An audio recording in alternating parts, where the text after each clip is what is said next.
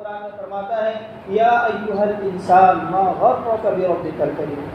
اے انسان تجھے کس چیز نے تیرے کریم رب سے دھوکے میں ڈال دیا؟ تیرا رب تو ایسا ہے کہ وہ تجھ کو رزق دیتا ہے تو اس کی نافرمانی کرتا ہے، وہ تجھ کو پھر بھی کھلاتا ہے، تجھ کو پلاتا ہے، تجھ کو روزی دیتا ہے، تجھ کو صحت دیتا ہے اور تجھے اچھا خاصا صحیح سالم جسم دیا ہے، جبکہ تو اس کی نافرمانیاں کرتا ہے۔ صبح حی علی الصلاۃ حی علی الفلاح، آؤ نماز کی طرف، آؤ کامیابی کی طرف، الصلاۃ خیر من النوم، نماز نیند سے بہتر ہے۔ مؤذن پکار رہا ہے لیکن ہم اپنے آرام کے بستر پر سوئے ہوئے ہیں، پھر بھی جب ہم اٹھتے ہیں تو رب ہمارا رزق بند نہیں کرتا ہے،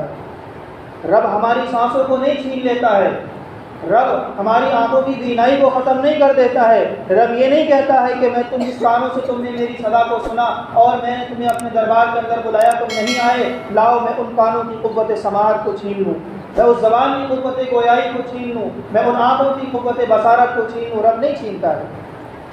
یہ رب کے کریم ہونے کی دلیل ہے، رب کے رحمان ہونے کی دلیل ہے، رب کے رحیم ہونے کی دلیل ہے کہ وہ رب جو ہم کو کھلا رہا ہے ہماری نافرمانیوں کے باوجود، جو ہم کو پلا رہا ہے ہمارے گناہوں کے باوجود، جو ہماری صحت کو باقی رکھے ہوئے ہے ہماری سرکشی کے باوجود، وہ رب کہہ رہا ہے اتنے پیارے انداز میں انسان کو کس چیز نے دھوکے میں ڈال دیا؟ ذرا اپنے اوپر غور تو کر، تجھے پیدا کرنے والے ہم ہیں،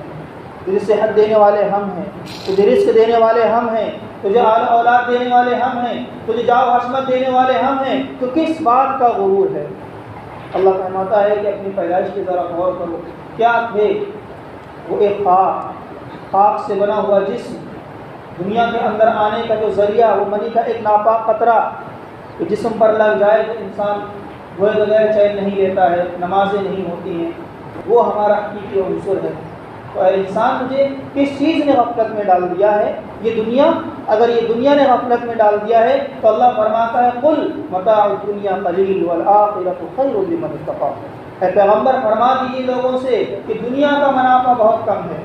بہت تھوڑا ہے، چند دن کا ہے، دن بھی کتنے متعین نہیں ہیں،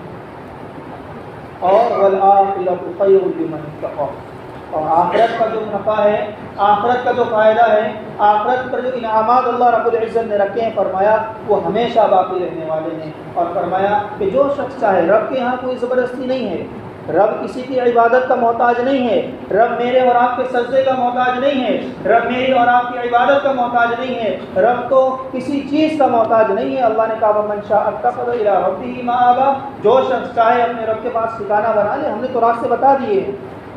راستہ بتانے کے بعد اگر پھر بھی ہم نافرمانی میں لگے رہیں، پھر بھی ہم گناہوں کے اندر لگے رہیں، پھر بھی ہم دنیا کے اندر لگ کر کے اپنے رب کو ناراض کرتے رہیں، تو میرے بھائیوں اس میں ہمارا ہی قصور ہے۔ رب تو کہتا ہے ہم تو مائل بکرم ہیں، کوئی سائل ہی نہیں، راہ دکھلائیں کسے، راہ و منزل ہی نہیں،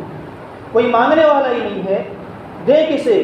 کوئی مغفرت چاہنے والا نہیں ہے، مغفرت کس کی جائے، کوئی آ کر اپنی پیشانی کو جھکانے کو تیار نہیں ہے، کس پر رحمت کروں، کوئی رزق مانگنے کو تیار نہیں ہے۔ لوگ دنیا کے سامنے تو ہاتھ پھیلا دیتے ہیں، غیروں کے سامنے ہاتھ پھیلا دیتے ہیں، ان بندوں کے سامنے ہاتھ پھیلا دیتے ہیں جن کو دینے والا خود میں ہوں۔ ہم پریشان حال ہیں، ہم اپنے دوستوں سے تو تذکرہ کرتے ہیں، اپنے بھائیوں سے تو تذکرہ کرتے ہیں، اپنے والدین سے تو تذکرہ کرتے ہیں، وہاں بھی کر سکتے ہیں، دل ہلکا ہوتا ہے بولنے سے کیا، لیکن ہم رب کے سامنے اپنی پیشانی کو جھکا کر اپنی پریشانیوں کو نہیں رکھ سکتے؟ وہ رب جو ان کو دے رہا ہے وہی رب ہمیں بھی دے سکتا ہے، اور ضروری نہیں ہے کہ مال و دولت ہی کامیابی کا اصل ذریعہ ہو، کامیابی مال و دولت میں اللہ نے نہیں رکھی ہے، بارہا آپ نے سنا ہوگا، اصل کامیابی حقیقی آخرت کی ہی کامیابی ہے۔